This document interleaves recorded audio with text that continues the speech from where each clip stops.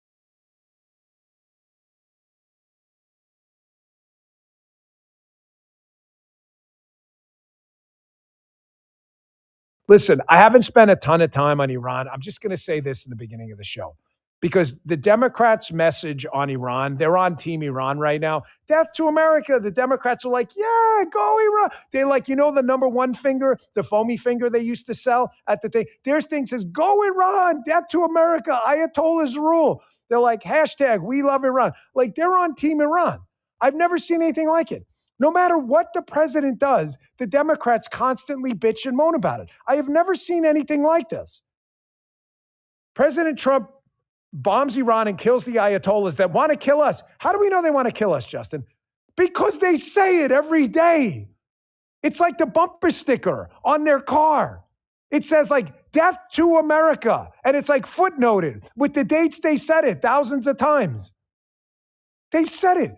Trump goes and kills the Ayatollahs, wipes out the leadership, destroys a lot of their missile supply, destroys their ability to easily get their footing back up to launch a freaking nuclear weapon. And the Democrats are bitching and moaning.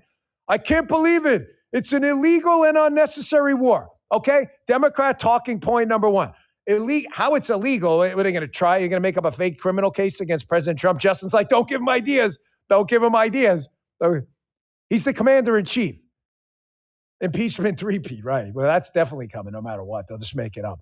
So talking point number one, illegal and unnecessary. Unnecessary. They were only trying to get a nuclear weapon to kill us all. Whatever. Then President Trump, they go through a ceasefire process. President Trump is negotiating with the Iranians to get a deal for some, hopefully, midterm. I don't think it's ever going to be long-term stability, but midterm stability, so we don't have this sword of Damocles hanging over our head in this threat. And the Democrats are bitching again. I can't believe this guy's in the deal-making process. What freaking, I want to say something there. What freaking story is it? Can you engage in a cranial rectotomy and pull your craniums out of your collective asses and just tell us what your stance is? Not that it matters anymore because you're so crazy, but at least we would know what you're arguing. I watched this news coverage from these crazy CNN and MSNBC channels, and do you want him to negotiate or not? I guarantee you the same people bitching that he's negotiating, if he starts dropping bombs again tomorrow and wipes out level 62 with the Iranian mullahocracy, they'll be bitching about that. I can't believe he's bombing again. Okay, bro. I mean, we all still live in this country. Do you see the flag behind me? That's not the Republican flag. That's the flag of the United States of America. It used to be gauche to do this, while we're engaged in hostilities, to be shitting all over the country. I've never seen a party. You can gripe all you want about the Republican Party and the MAGA movement. I'm going to tell you something. You're comparing it to like the freaking Bad News Bears before they had good news. I'm like, okay, no, some of you remember that movie. What's your standard of excellence? The Democrats? They're in total disarray. They've got a cabal of candidates so bad. You've got a Nazi tattoo guy, one guy who's alleged to be part of some Al-Qaeda associated group. You got another lady running in Michigan who tells everyone how Michigan sucks. You've got a candidate who's now the mayor of New York talking about confiscating people's real estate because he doesn't like, quote, bad landlords. This is your slate of candidates? This is like loser freaking central. Gripe all you want about the Republicans and the MAGA movement. Your movement is total shit. It is garbage. It's like, man, that microwave pizza is terrible. Well, you can eat dog shit. No, I'll take the microwave pizza. Everything's relative, folks. Oh, yeah, that was the other one. The one running in Texas 35, who wanted to put Jews in concentration camps and castration centers. Like, you want to cut their balls off and stuff. What the? She got 40% of the vote. By the way, they're all pissed off, too. The Democrats are all pissed off at themselves. They're in disarray because what's the one story they did not want back in the news? The Joe Biden story. Folks, I've got from very good sources on the political front in D.C. that the Democrats on Capitol Hill are freaking furious. Hunter Biden's out there doing podcasts again, talking about the Jews, whatever. You got Jill Biden out there like, I think my husband had a stroke, and then we took him to Waffle House after the debate. Nobody in the Democrat Party wants to talk about this. I'm going to make a case to you yesterday.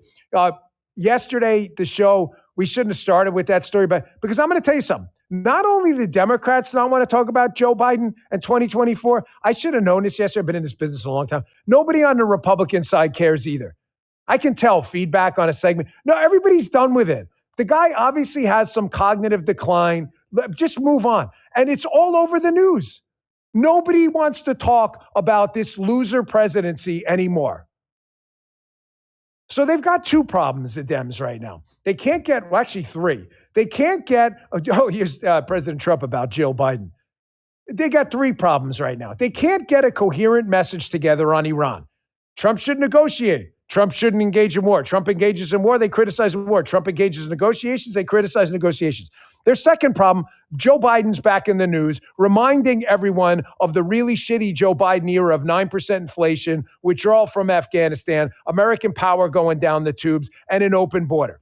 The Democrats want to move on. The third problem they have is their candidates are genuinely awful. They are terrible. Their candidates are the worst I have ever seen. And what it's doing is it's leading to this infighting on the Democrats' side where they're all showing their ass. And the only way to prove bona fides to your Democrat cause is to engage in increasingly violent rhetoric. Folks, this stuff is getting really, really, really dangerous. It got really dangerous a long time ago. Did you see this story from Fox yesterday? This poor Erica Kirk, she loses her husband, and you've got lunatics out there like this Texas man accused of threatening to kill Erica Kirk and bomb a Turning Point event. Looks like the FBI and the locals got ahead of that. Guy's been charged with a third-degree felony count of making a terroristic threat. Everyone's innocent till proven guilty. However, 26-year-old Jacob Wendy allegedly wrote a disturbing series of online posts and emails saying he knows exactly where to bomb an upcoming TPUSA event. What the is going on here? The answer is there's a party in disarray where their only coherent message is violence at this point. That's it. We have another assassination attempt disrupted by the FBI against the Trump family. Did you see this story on Fox? This time against Ivanka Trump. Now, you may say to yourself, well, what stage was this in? Apparently serious enough that this Iranian-connected suspect in the case had blueprints to her house. Democrats, when are you going to dial down the bullshit and just come up with an actual platform to run on other than let's go whack the other side? Check this out. According to a court filing earlier this month, it turns out that an alleged terrorist from Iran's notorious security service had pledged to murder first daughter Ivanka Trump, and his plot was actually so advanced he had obtained a blueprint of her $24 million Florida home, according to the New York Post. He also posted a chilling threat on X that translates to, quote, I say to the Americans, look at this picture and know that neither your palaces nor the Secret Service will protect you. We're currently in the stage of surveillance and analysis. I told you our revenge is a matter of time. Now, the suspect, Mohammed al-Sadi, is a 32-year-old Iraqi national. He now stands accused of taking part in as many as 20 different terror attacks on Americans. He was taken into FBI custody after agents identified his revenge plot. He was hoping to avenge the killing of Iranian military chief Qasem Soleimani in a U.S. drone strike in Baghdad, as you just mentioned, Dana, 6 years ago. Folks, and please, like, let's not and I know the media folks who listen to my show, I read your nonsense and stuff, the left-wing media people, please stop with the childish bullshit. It's both sides. It's not both sides. We have been cleaning up people pretending to be part of our movement for the last, year plus of the Trump administration. Did you miss all those stories? Because I've been central to a lot of them. Not the only one. Don't tell us it's not both sides. We accept none of this stuff on our side. You guys I've never seen a worse slate of candidates, a worse messaging campaign. That's why Democrat approval, we had that poll up the other day. Democrat Party approval is at 10% or some ridiculous number because you guys just really suck. I told you, you complain about the Republican microwave pizza being terrible, and you're feeding your people dog food. By the way, speaking of feeding people, this is the worst slate of candidates I've ever seen. I'm going to tell you something. I think Plattner's the worst Nazi tattoo guy up in Maine, but this dude in Texas, Talafrico, I can't get enough of this story. This guy's running in Texas. Look at this picture. Producer Jim, who's like the barbecue king. He's won barbecue smoke meats awards and stuff. Jim's religion is like barbecue. Jim's like God barbecue. Jim loves his barbecue. He sends this over to him. There's a picture of Talafrico. Who the eats barbecue like that? You get the napkins for when you're done eating the barbecue. You don't eat the napkin with the barbecue. What the hell is that? Has this guy ever had extra moist brisket?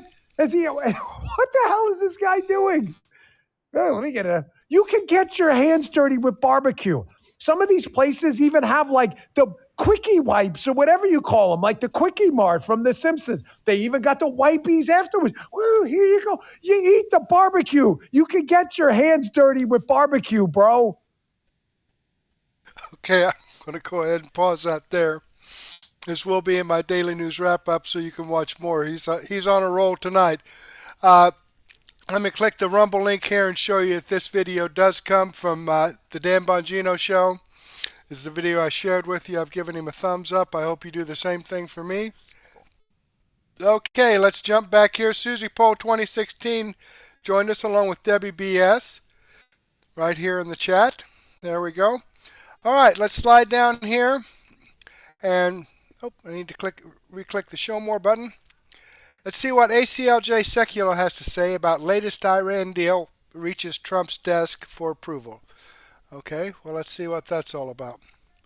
The U.S. and Iranian negotiators have reached an agreement. That's right.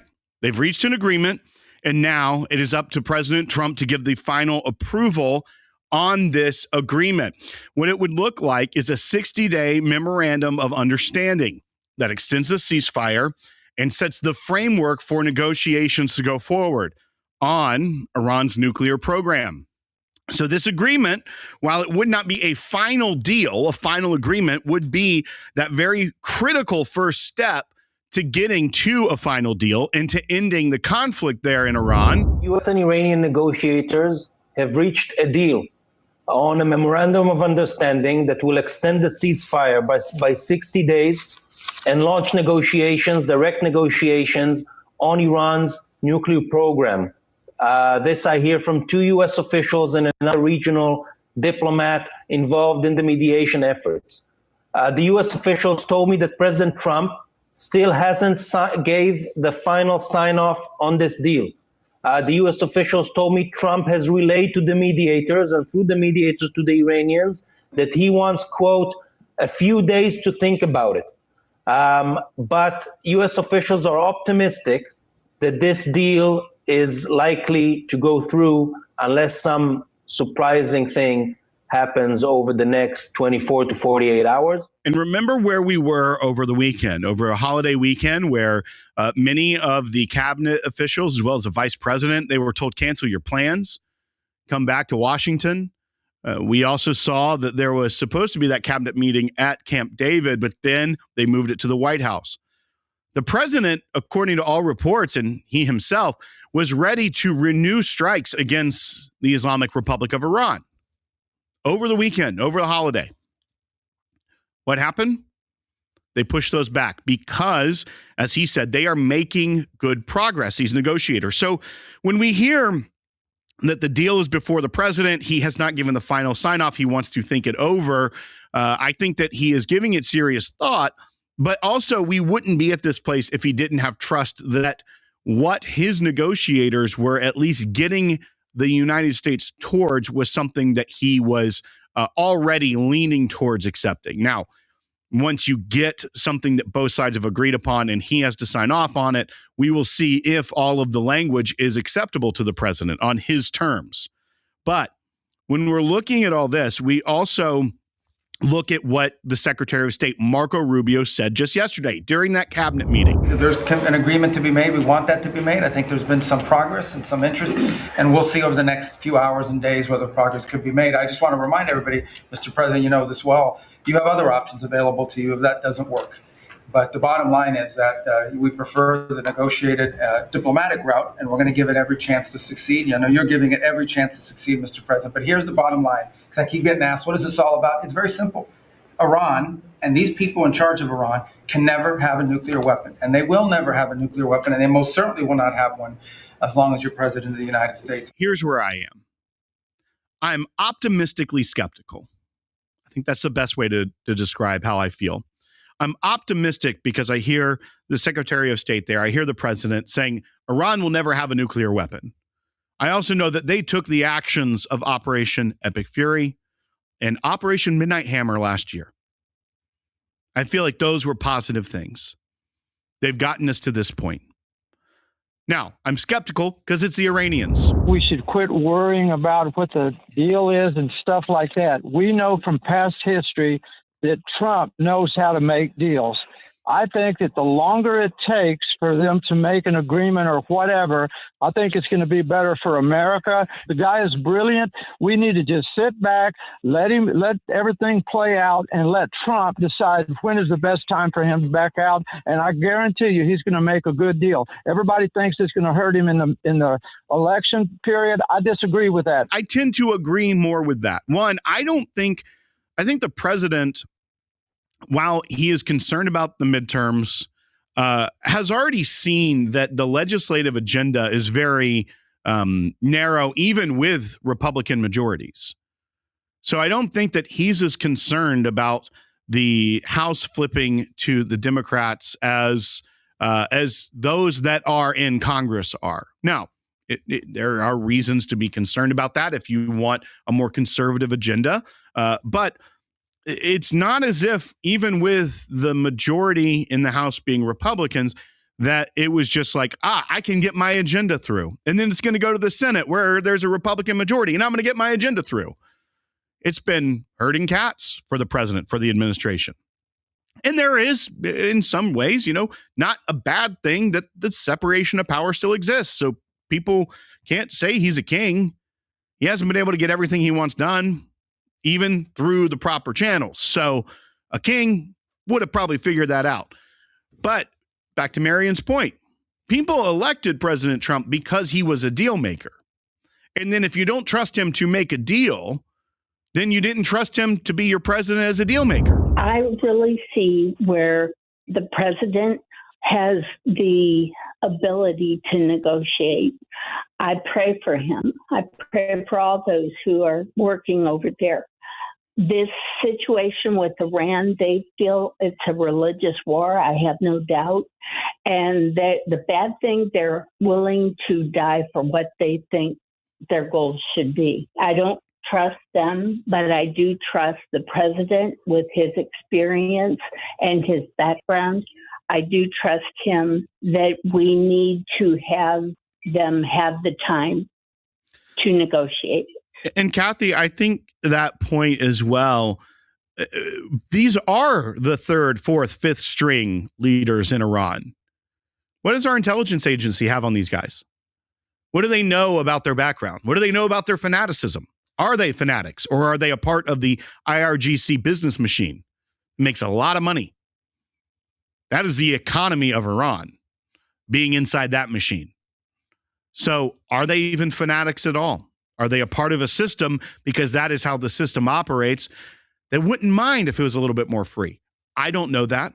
I don't know that that's the case, but I do know that our intelligence agency probably has a lot more idea of who we are negotiating than I do as a commentator on it.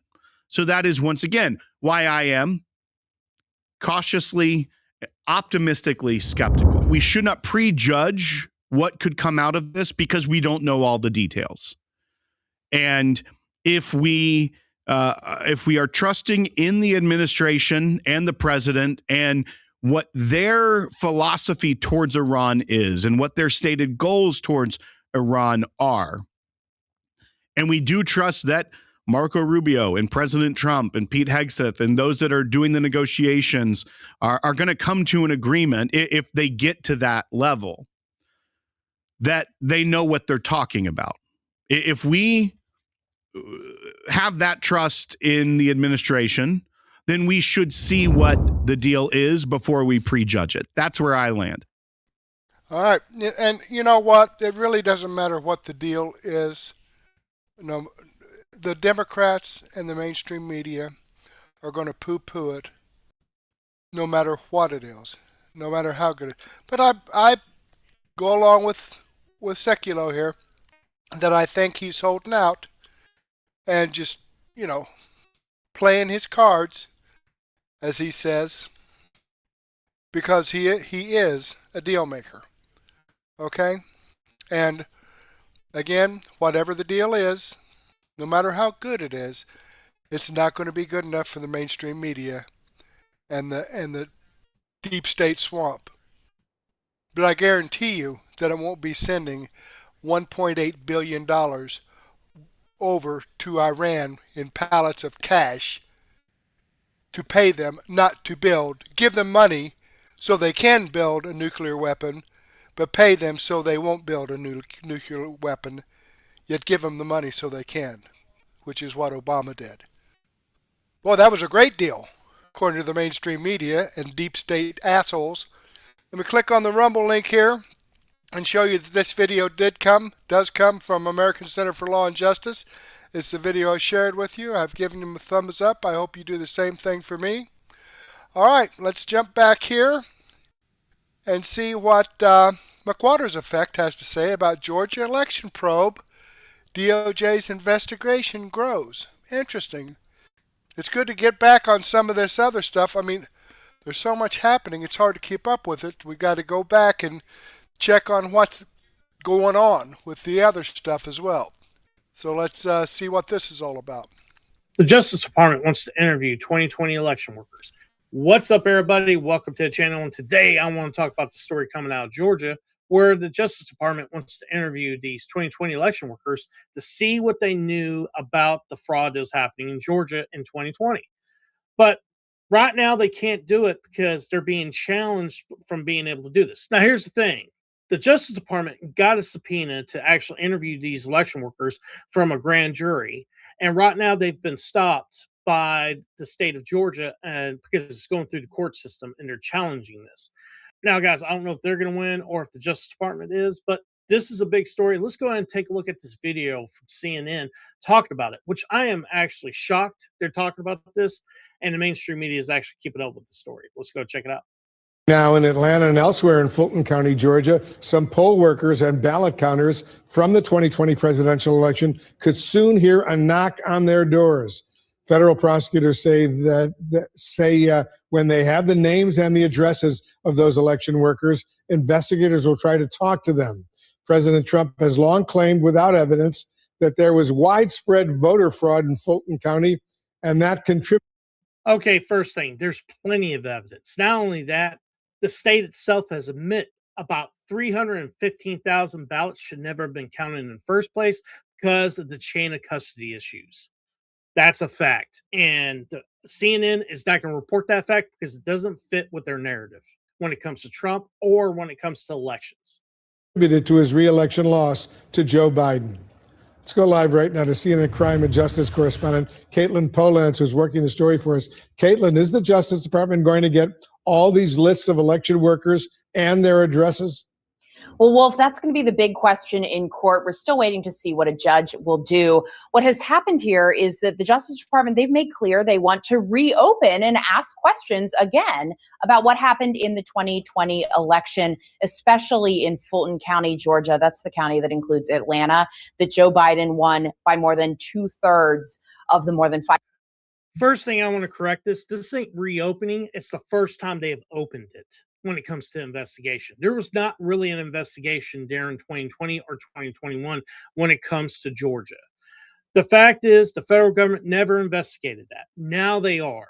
And luckily, because Trump's DOJ, and not only that, Tulsi Gabbard, the DNI, is actually gathering a lot of this evidence to look at it and decide what their next plan is to actually make sure things are corrected when it comes to elections in the future. 500,000 votes there. It was a real wash of an election for Biden there. But Trump really does want to continue to say that the 2020 election was rigged. And now the Justice Department, they're going after thousands of names and addresses of these 2020 election workers.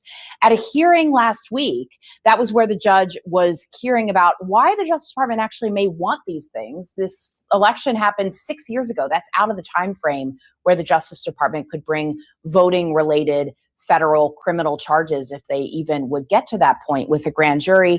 And a prosecutor there, his name is Will McComb, he said, "We are not sure what charges can be brought." And then he told the judge, "We don't know what they will tell us as far as what happened or what improprieties may or may not have happened in the 2020 election, and whether that is a continuing situation in this current election cycle or in the next election cycles for the Fulton County Board. But what the Justice Department is also saying is they just want to go out, knock on doors, potentially interview these ballot workers and poll workers. The judge, though, is looking at this. Is it a fishing expedition? And is this way too broad of a request? We're waiting to see what happens in this federal court proceeding. All right, guys, my analysis here. First thing, she's right. They can't prosecute anyone for this because it's been past the statute of limitations. When it comes to election crimes, it's about 5 years, depending on the state. But most states, it's 5 years. In Georgia, it's 5 years, definitely. So the fact is, if they find any evidence that anyone committed fraud during this election, the fact is, more likely, they're not going to be prosecuted. But really, the point of doing this expedition, that she called it, is to fix the elections and make sure that they are actually fair and free. That's the point of doing it. It's about transparency, and it's about actually doing the right thing and following the law. And the fact is, these people in 2020 didn't follow the law. That's a fact. And anyone that looks at this with a fair-minded eye would look at it and realize that election was stolen from Trump in 2024 in Georgia. And in my opinion, it was the whole election nationwide was stolen from him. I think he won. But guys, I'd like to know what y'all think. Comment down below. Don't forget, hit that like button and share this out there, everybody. All right, there you have it, folks. And again, he's right. They probably, if somebody says, yeah, we cheated our asses off. Past the statute of limitations, I guess. But the thing is exactly what he said, is to try to prevent the same type of stuff happening in the future. I mean, you heard him say that there were like 315,000 ballots that should have never been counted, and Biden only won by like 11,000 votes in Georgia, or 12,000 votes. So, pretty amazing. I don't know who those ballots were for, but I have my suspicions. And the thing of it is, if they start questioning people and they lie under perjury, they can be convicted, and they lie under oath committing perjury, they can be convicted of that. So let me click on the Rumble link here and show you that this video does come from McWattersaffect. This is the video I shared with you. I'm following his channel. I gave him a thumbs up. I hope you do the same thing for me.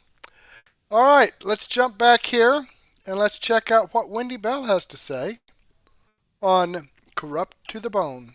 Yes, yes, yes. She's going to get into some interesting information here, so let's take a listen.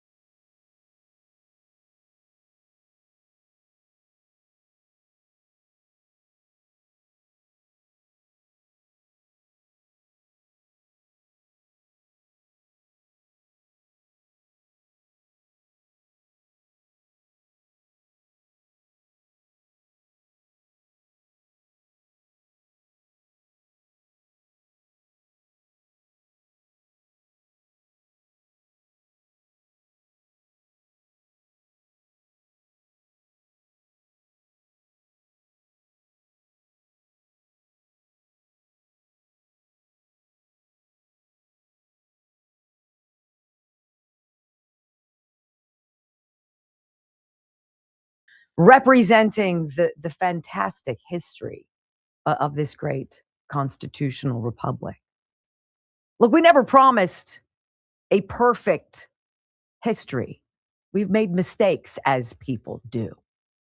But those monuments, those statues, those generals, those heroes, they were there for a reason, because they tell the story of America, of our struggle for independence from the very beginning to where we are today. And during George Floyd, those statues, it was something like 1,200 of them across this country were toppled.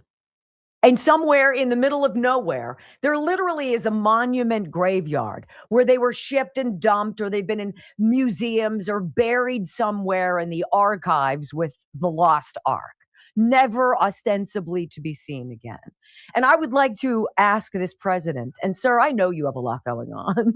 I know right now you're dealing with Iran and you're really at that pivotal moment with the nuclear dust. Like, they have to sign that. They have to say no more nuclear ambitions. We will let the United States dig up and take away all of the fragments, the dust particles of that uranium. I understand, sir. You're trying to plan a 250th bash for the whole country. You're inviting the whole planet to come. I get it. Then there's the UFO files, and you're trying to figure out how best to get that out to the American people. How do you tell an entire country that they've been lied to for so many years? Like, I get it. But sir, we've got to get those things back. They have to be put back in their rightful place. We must right the wrong, which was the toxic, liberal, progressive whackadootery of taking away our past. That made me so angry, I cannot even begin to tell you, okay? And it basically sparks this in me today, and I want to tell you this. For the last several years, Democrats have survived and have big-footed the common sense and sensibilities of the majority of this country by threatening us with labels, by calling us names. If you speak the truth, right? If you say something that is critical of what they do, that to the left is akin to hate. See, and so we've gotten to this weird place where people haven't wanted to say the truth. They haven't said the truth. They've been quiet. You've self-censored. You didn't want people to look at you with kind of that weird face, right? You didn't want it to come out that you're this or that. And so what have you done? You've sat there the way I sat and watched all of those monuments get destroyed. And you ate it. See, that's done. We're done with that. We're over that. We understand your game, and we're not going to play by your rules anymore. And you have nothing left but your hate on the left. Let's have some examples, right? If, for instance, you want the best people with the best ideas to run your city or your state, and that person happens to be a Republican, you're all of a sudden an elitist, right? If you want proof of identification at elections, you would be what? A denier, a fascist, a Nazi, right? If you want to fight fraud, that is somehow racist. If you want new ideas, people with fresh ideas, you're an ageist or an ableist. If you want taxes to be cut, then you're considered reckless. If you speak the truth about 2020, you're a denier, you're a flat earther, you're a mouth breather, you're a vaccine denier. Think of all the damn things that they told you. And the biggest one of all that they thought was going to stick the landing, you're an extreme MAGA Republican. You know what? I am a proud card-carrying extreme MAGA Republican. Hell yeah, I am. You want to know why? Because I want schools that aren't invaded by a bunch of toxic white liberal chicks who basically suck and have ruined education. If that makes me extreme, I'm all about it. You know what I also want? I want to believe in science again. I want to believe in medicine again. I want to trust my doctor. You know, the doctor I was supposed to be able to keep and the insurance I was going to be able to keep. Yeah, we can't have that anymore. What else do we want? We want closed borders. That's discriminatory. No, that's called survival. That's called national sovereignty. That's called safety. And if we want people like ICE to deport dangerous criminals, oh, that's discriminatory. No, it's called making our streets safe again. It's beautiful, my friends. It's beautiful. There is not a name that you can call me that will wound me or force me into silence. Been there, done that. Never stopped telling the truth. Lost multiple jobs for so doing. I've been called an international racist. Bring it. I don't care what you think. I know who I am, ladies and gentlemen. We know what America is. And when they went after Donald Trump and all of his allies, the people in his inner circle, and they tried to destroy him, the jig was up. When they told us that being a good citizen meant allowing some experimental gene therapy to be plunged into our bodies, that we weren't allowed to ask questions about it, or else we'd be labeled deniers. I said, the game is over. Everybody sees it now. And what do they have to run on? That if you call out Joe Biden for being a vegetable, that you're a bad person. If you say the 2020 election, no way, no how, got 81 million votes for Joe Biden, that all of a sudden you deny facts. No, you have God-given common sense. And your God-given common sense was squelched for an awfully long time because of this culture of canceling people who dared to speak the truth. And you know who we have beyond this president speaking the truth, beyond this administration doing what's right, cleaning up the sock, identifying the fraud, pulling back the dollars, exporting the people who ought not have ever been here, calling out the fraudsters, right? All of it. Spencer Pratt. One guy who the left says is unqualified. Well, look what qualified people like Karen Bass have gotten you in Los Angeles. Drug zombies, homelessness, medieval diseases, failing schools, taxes that are out of control, unaffordable, unavailable housing, hypodermic needles in the streets, poo on the sidewalk. That's called a nation in retrograde. That's called squalor. That's called filth. That is the opposite of what the men who were toppled from those statues represent. And so now we're at this very interesting crossroads where you and I see what's going on, but you know who else does? The Democrats. They see exactly what they've done, and they know it. And they're in it for their sheer survival. I'm in it for America. I'm in it for loyalty, brand loyalty. I'm loyal to 3 letters, USA. And I'm not alone. And that is the scary part. So as the Democrats trot out every extreme candidate, every wild, untenable idea, every ridiculous notion that costs God knows how much money and always results in the decline of our standards of living, I rejoice, not just as a card-carrying MAGA Republican, but a really, really proud member of the US of A. Feels good, doesn't it? When we come back on the Wendy Bell radio program, Harry Enton, he's trying to squirrel his way back into my boyfriend book. Is he going to seal the deal today? Find out next on the Wendy Bell Radio Network. Think of all the things that they've said about us. It's so funny now. You know, you saying that you were branded an international racist makes me think. Oh, my goodness. You were my... You know how they say that the Amish didn't get COVID because they didn't watch the news? Mm-hmm.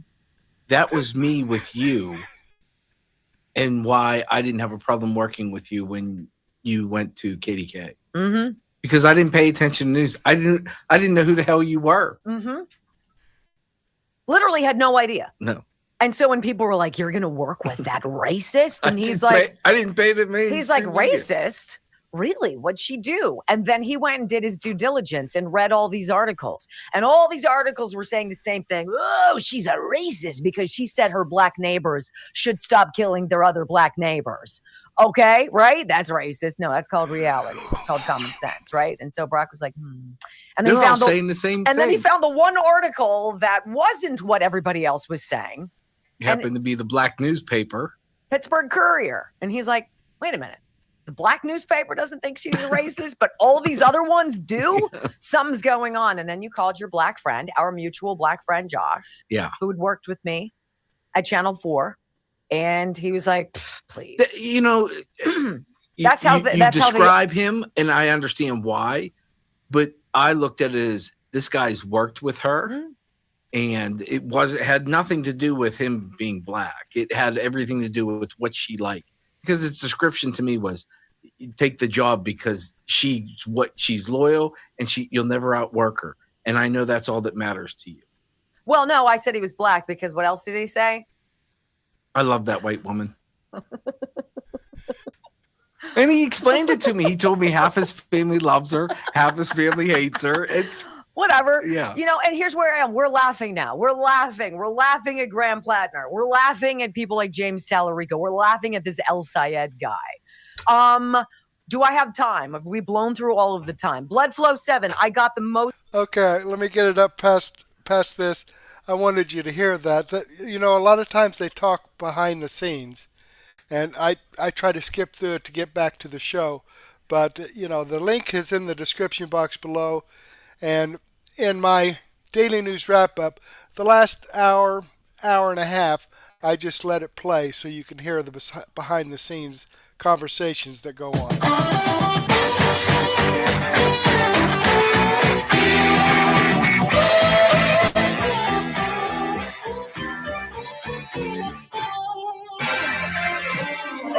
Ho, ho, it's magic. You know what's magic today, ladies and gentlemen? The jig is up. Like, the game is over. The scam has gotten its last victim, right? There's nothing that they can say to you that's going to force you into the shadows and be like, oh, what? What did they say? Oh, I can't tell the truth. I don't want so-and-so to say blah, blah, blah about me. Enough of us are like, you know what? If you're that dumb that you're going to believe something outrageous about me, someone you know, right? Well, then it just helps me cull the herd of my friends, right? This is where we are as a people. I don't need this. I don't need that. My time is precious. We are going to spend it accordingly in areas that are beneficial, that we can make a difference, needles that you and I can move, things that we can affect positively. I'm not going to give credence to the jazz of the left because their whole platform is predicated on one thing and one thing only, and it's called hate. It's hate, it's anger, it's fear, it's jealousy. It's all of these things that have been baked into them for so long. You and I watched the fumbling President Joe Biden, and we knew all along there was no way any of that was accurate. And it was like a moment, we knew that it was all going to come out, right? It was going to come out sooner or later. We've been sitting back, watching all of the people run around with their hair on fire, trying to tell us stories. No, he's fantastic. No, he's great. The best guy ever. I've never worked with somebody so sharp, right? And we're like, what? What are you talking about? And we've been keeping notes. Oh, it's such a beautiful day. Well, you know what? Before you hear any of the blowhards from Blowhardia today, let's see what my boy Harry is saying about this new and more unified than ever Republican Party. See, what's going on is the GOP is cleaning house, right? It's cleaning house. We're putting America first. The DNC is pretending they didn't know that Joe Biden was a toaster, right? And so here is proof of that. And it's a rhino's defeat, a historic defeat. Harry's going to talk about what happened Tuesday with John Cornyn in the great state of Texas. It was more than just historic. First time in a long time after Senator John Cornyn's historic primary loss. How historic is it? CNN's Harry Enton's been running the numbers on it. He's here with me now. How historic was Cornyn's loss? I feel like we're on the Tonight Show. How historic was it? How low do we go? Exactly. It was historic to a degree that we have not seen since my mother was born. And I'm not going to give the exact age, but you'll be able to figure it out because just take a look here. Okay, the worst GOP senator primary loss by the margin, the worst ever for Republican senator. It now belongs to John Cornyn. His 28-point loss on Tuesday night was the worst since at least World War II for a Republican senator. We have seen this over and over and over again. When a Republican goes up against Donald Trump or Donald Trump really goes up against them, it doesn't end too well for that Republican senator. We saw it just a few weeks ago with Bill Cassidy getting, just 25% of the vote, which was the lowest vote share total for any senator, incumbent senator. And now when looking at the margin, again, breaking history, the 28-point loss for John Cornyn, the worst for a Republican senator since at least World War II. So you've heard that already, but the most important salient point here is that we have standards. And these Republicans who pretend to have our standards don't. They are not loyal. They do not share our values. And so now it's time to get rid of the dead weight. That's what we're doing. We're trimming the branches, the dead branches off of our magnificent tree so it can root further and it can grow in volume like our wildest dreams. Harry continues. He's like, look, and the GOP has changed a great deal since the age of the Bushes. Oh my. John Cornyn was first elected back in 2002, and I will just tell you that the George W. Bush era of the Republican Party is simply put, it is dead. It is dead, and this was the capstone to it. And Donald Trump's Republican Party is very much alive. He is the leader of the Republican Party. I just want you to look here. I mean, this just tells you everything that you need to know, which is the net favorable rating with the GOP. You have Donald Trump, you have George W. Bush. Before Donald Trump declared back in May of 2015, look at this. George W. Bush's net favorable rating was plus 58 points. Donald Trump was 45 points underwater with Republicans. Look at this. This is over 100-point shift, I do believe. Donald Trump is now at plus 61. That's an over 100-point shift in the positive direction for Trump. And look at what happened to George W. Bush. He dropped by 40 points from plus 58 to plus 17. So George W. Bush has fallen through the floor since Donald Trump, of course, first really appeared on the political scene, first ran for president for the Republican nomination back in 2015, declaring in June of 2015, while George W. Bush, simply put, as I said, his Republican Party is dead. Republican voters are very lukewarm on him, and Republican voters are still very hot to trot on Donald Trump. And you saw that in George W. Bush's home state of Texas on Tuesday night with John Cornyn, of course, a Bush-era Republican, going down to a historic defeat. The bottom line is that Donald Trump, it's his party across the political map, even in George W. Bush's backyard. And see, what's exciting about this is as conservatives, we're watching a party coalesce. We're watching it get better. We're watching the stuff that hasn't worked get sloughed off. Now, on the other side, you've got Ken Martin as the head of the DNC, right? And if he was honest about the 2024 post-mortem of why Kamala lost, I mean, how much time do you have? Why is this a mystery to the Democratic Party, right? Because they're so used to getting away with everything they have, from stealing elections, right, to putting in office someone who wasn't elected and then running a shadow government without his knowledge and signing his named documents to try to destroy this country. If I was Ken Martin, and I don't mean to give him any kind of advice on how to suck less, but let me help him out. I would be like, look, we've given you bad people. We have no good people. We have no good ideas. We need money that we grift from other people because flat out we suck. Oh, we got to do better. Okay, now I'm listening. Just freaking tell the truth. When we come back on the Wendy Bell radio program, oh my gosh, the Jill Biden pylon is on. Oh boy, next. All right, let me pause this here and click on the Rumble link and show you that this video does come from Wendy Bell Radio. This is the video I shared with you. I've given her a thumbs up. I hope you do the same thing for me. Okay, jumping back here. All righty. Yeah, here we go. Jumping back here. Now, I'm confused here. How can you have a minus 45%, or it says percentage in percentage points. How can you have a minus 45% approval? Okay. That's kind of like the 2020 election thing, isn't it? I mean, you know,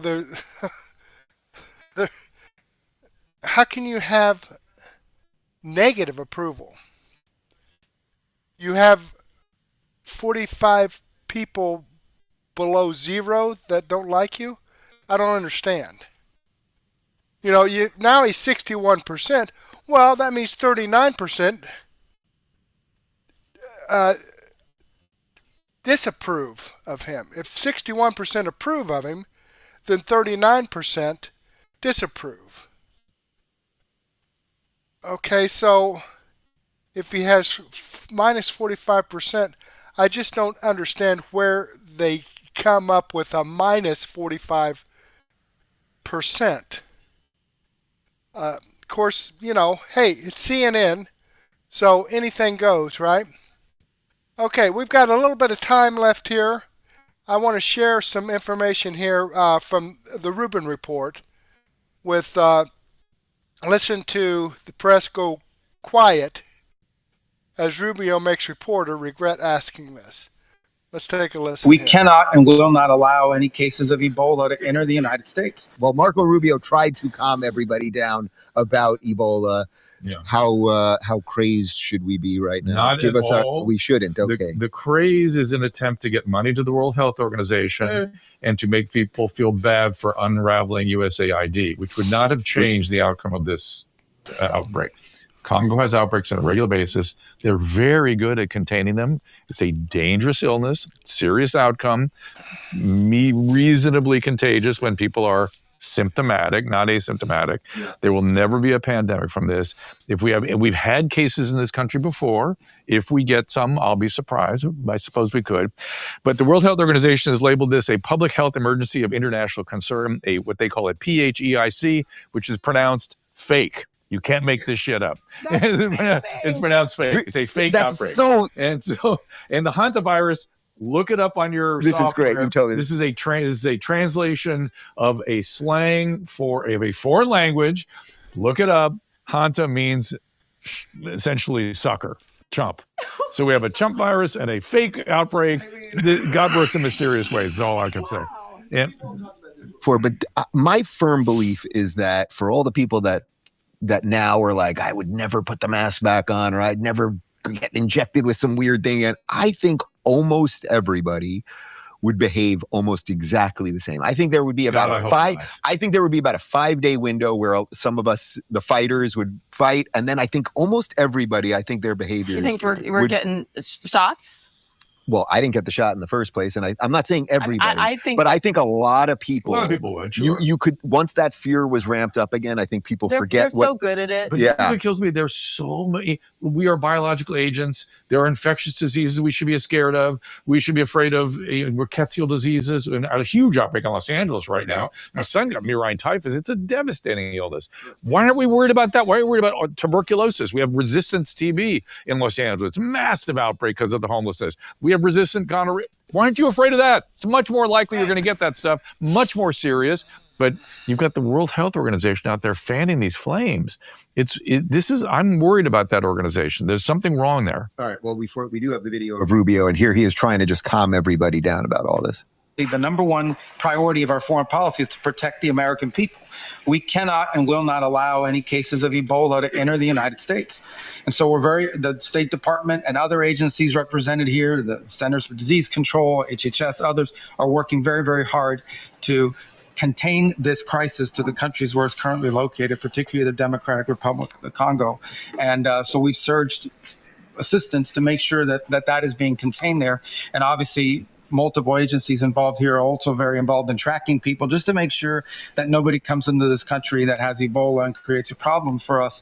And we feel like we've got good efforts in place to do that. And Americans should feel assured that the president and his administration is doing everything we can to protect them on that. Sage, even slightly putting Ebola aside, isn't it just refreshing to hear people that you feel like are competent and doing the best they can? That's to your point a moment ago. Sane and competent. But even you can address Ebola if you want, but like that, I actually trust that Rubio is talking to the right people and doing the right things, which is so different than what we dealt with for 4 years. Absolutely. Thank goodness. Elections have consequences. If people didn't learn that after 2020, I can't help you. But I do wonder, first of all, I don't trust the World Health Organization and haven't in a very long time. The first time, Dr. Drew and I, when I was on your show out in California, that was probably the biggest topic is trust. And the trust is now gone, which is so unfortunate because at some point we're going to potentially need to trust one of these agencies again. And if we can't, what do we do? Okay, thank you, Marco Rubio. I do wonder this, though. They say we won't allow Ebola to enter the country. Yeah. How can they not allow? They're going to have to track each person that even has a potential of exposure. And they've been doing a pretty good job of that. And so you don't need USAID to do it. The Congo does a really good job on this. Look, hantavirus, there's going to be hantavirus outbreaks. It's with us. It's always going to be with us. It's going to happen here and there. And it's clear. As you pointed out, there's no human-to-human transmission. And it's clear the people that got sick because they isolated them on that damn ship where the rats were. Yeah. And by the way, the rat log that the captain's supposed to fill out, he's not willing to release it because evidently there's something on there that might create some liability. Rat log? The captain every has a time they rat go to log? shore, they have to kind of document what the rat situation is. And they didn't do it apparently at the last, and he's not allowing it to be released. Just saying, who knows? But anyway, there was no human to human. People on the ship got exposed. They locked them on the ship. Yeah. How dumb can you be as to what they did to those 4 people? They locked them in the environment where the exposure is occurring. On June. Okay, there you have it, folks. Dr. Drew.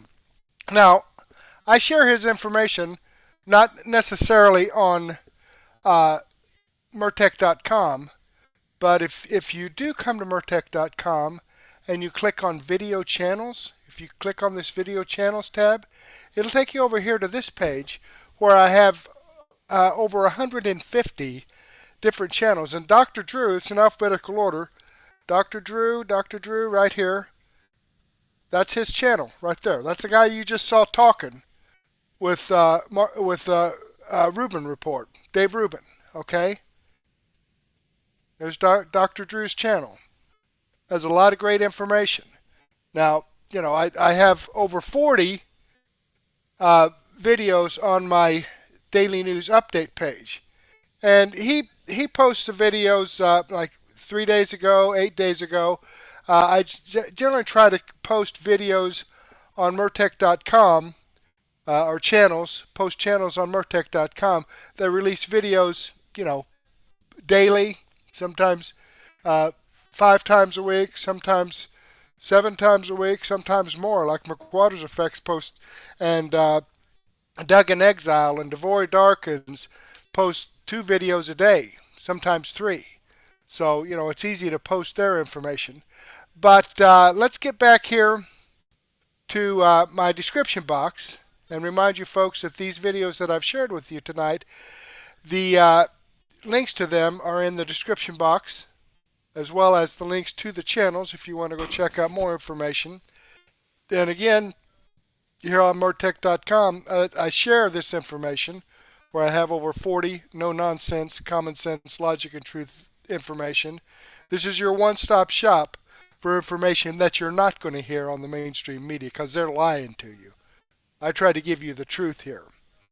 But, I'd like to share all of it with you. Unfortunately, I just don't have the time to do so, and that's why I've put together my Murtech Daily News Wrap-Up. It says I have 22 videos in my playlist here, and probably about 10 or 11 hours worth of information from Wendy Bell. We're going to take up where we left off. Also with Dan Bongino, X22 Report, On the Fringe, We the People News. That's at the beginning. That's what I shared with you, a snippet from We the People News. AP for Liberty, And We Know, Steve Day's show. A ton of great information. But for right now, go ahead and take a break. Grab a cup of coffee and a donut, or a sandwich and a soft drink, or a beer. Maybe a nice glass of wine and some cheese, and meet me back here in about 15 minutes to get this set up in Rumble Studio. But in the meantime, I do want to thank you for being here. Hopefully, I'll get to see you again later, and may God bless.